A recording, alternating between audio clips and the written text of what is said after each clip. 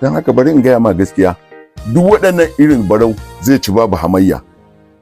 Kaga Kabiru Alasararin shi ma sai ya koma da yadda Allah, domin ya taimaki mutanensa, ya taimake mu mutanen Bunkure lokacin gaman da Kibiya da Rano. Ba mu da ɗan takara sai Kabiru Alasararin.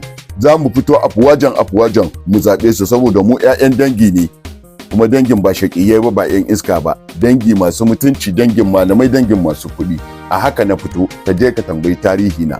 Don haka duka gaba ɗaya za mu goya wa Kabiru Alasararin baya, shine ɗan takararmu, ba kuɗi ka zo da shi ba, ko watan 'yan rototuwa ka zo da ita, wallahi sai mun kada. Wace ce kuma 'yan rototuwa? 'Yan rototuwa mai kayan kuɗi ta Alasar. To ina sakon ka bayan da ka? A'a, ai bayan sako na ni ina faɗa, kuma kawu Sumaila ba wannan sai ka da shi a Kano ta Kudu. Shi ma zaɓaɓɓe ne, kuma za mu zaɓe shi, dan dangi ne, domin mun ga ina ƙoƙari. Sani Alima Daki shi ma ba wanda zai kada shi. Mun yadda ina son talakawa, mun yadda ina taimakon talakawa, ina taimakon al'ummar mutanen Dala. Mun yadda da wannan. Ga uwa uba gajere ka gama sai faɗi. Abubakar Kabiru Abubakar na Bichi, ba mai kada kai. Kun ga 'yan Bichi, ina gargaɗin ku, wallahi tallahi kar ku gamu da fushin Ubangiji. Dan rabuwa da Abba, ku ce kun kama wani ɗan siyasa saboda wani mutum zai zo muku ihu, muku wallahi kuka bi wannan gayyan na gayyan tsiyar, kun gama. Ba wanda za ku rungama irin Abubakar Kabiru Abubakar. Ku fito kwanku da farfautar ku zaɓe shi. Abubakar na Barau na Abubakar, ko sun ki ko sun so. Ina munafukan suke masu cewa suna. Kana nufin yanzu an samu daidaito tsakanin su? Dole a samu daidaito. Mu ɗan faɗar gaskiya ne. Zan faɗa Barau gaskiya, zan faɗa Abubakar Kabiru gaskiya. Kai ka shirya suke. Ina yin su ba don kuɗin su ba, saboda shi wannan Abubakar din ai kamar da ike a wajena, ko kuma in ce menene zan ce, in ce kanina. Mahaifinsa ni ba zan taɓa cin gajiyar ganga inya da kwaure ba. 'Ya'yan Alhaji Kabiru ƙannena ne, ba cin mutunci tsakanina da shi, kuma ko menene wallahi zan masa, domin ubansa ba abin da ya rage mu. Shi yasa ka ga nake ba mutanen watan Bichi shawara, kar ku yarda ta tafiya gayyan na gayyan tsiya. Ku fito kwanku da kwarkwata ku zaɓe shi. Haka uwa inda nace Madaki.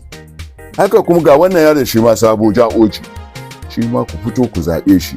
Yaro ne da inuna halacci, yaro ne dan halal, wanda baya raina kowa, mai alheri, mutum ne shi, kuma yayi gadan musulunci. Watan gado shine a ce uban mutum malami, uwar mutum malama, kakan mutum malami, kakar mutum malami.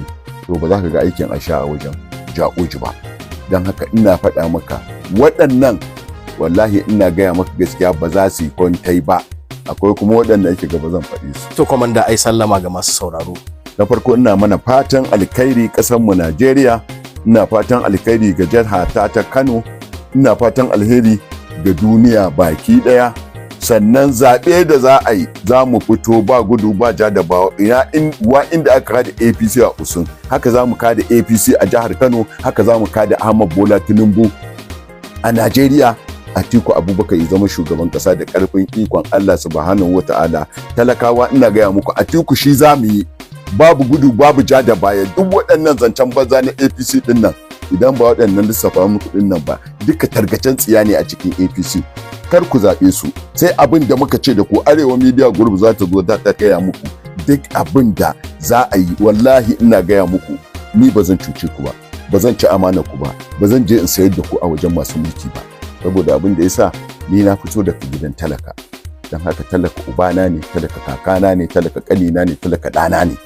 Don haka babu gudu ba ja da ba. Duk gwagwarmayar da nake ina yi akan talakawa ne.